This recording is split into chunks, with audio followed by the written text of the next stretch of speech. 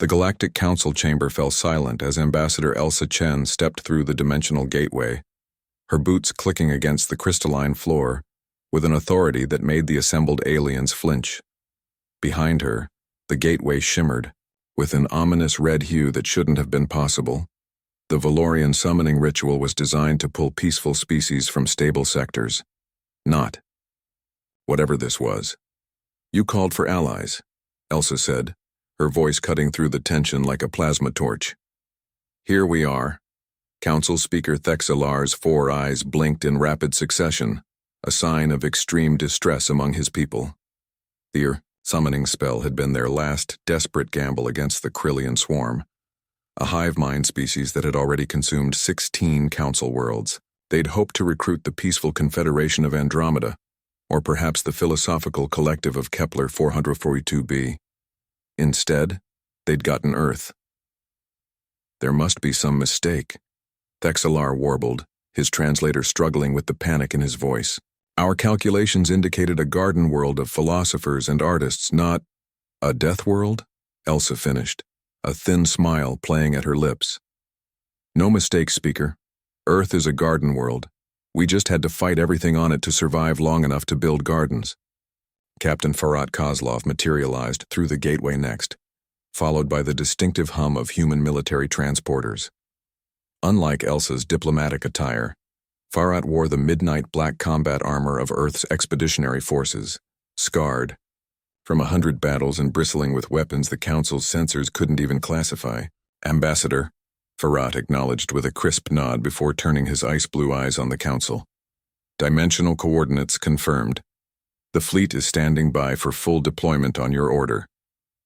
Fleet? Thexelar's voice cracked. We only requested a diplomatic delegation. Elsa's expression hardened. You activated a military distress beacon that pierced through dimensional barriers. Did you think we'd send anything less than our best?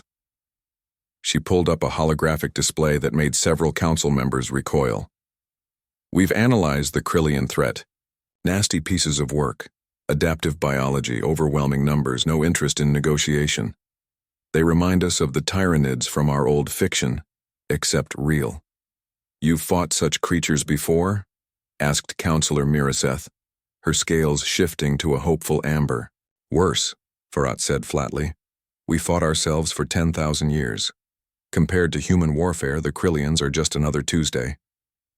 The gateway behind them erupted with light as the first human dreadnought began translocation. The ship was massive, ugly, and completely intimidating, all sharp angles and weapon ports where the Council's vessels were smooth curves and decorative fins. Its hull bore scars that told stories of survival no Council species could comprehend. That's the UESS Indomitable, Elsa explained, as more ships began to appear, each one bristling with armaments. Flagship of our third fleet. Behind her are 47 warships, 200 fighter craft, and 15,000 Marines who volunteered for this deployment. Volunteered?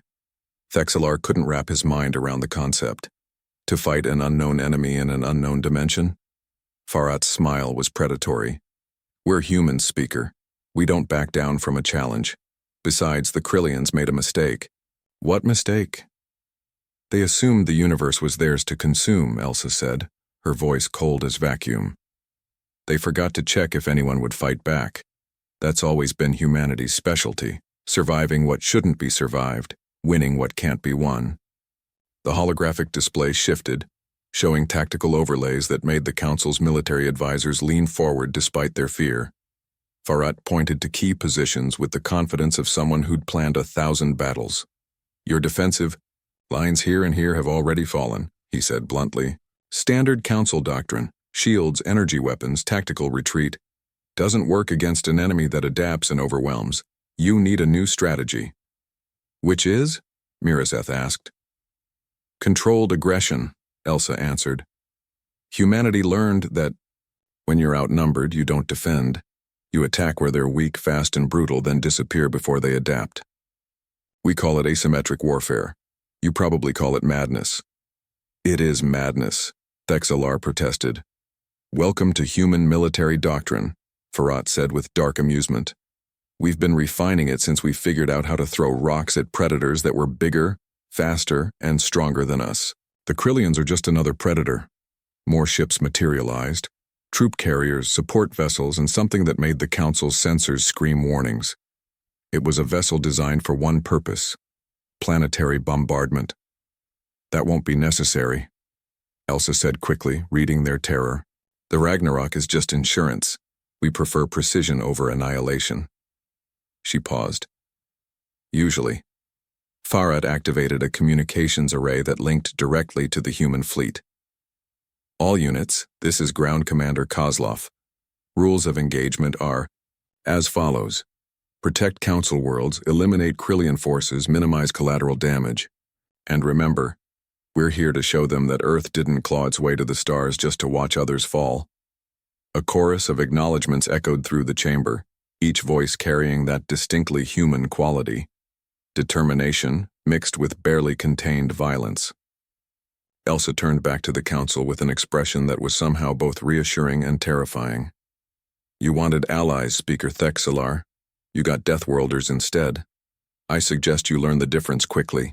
Allies might negotiate with the Krillians. We're going to show them why you don't mess with the galaxy's apex predators. Farad's grin was pure predatory satisfaction. Let's go hunting.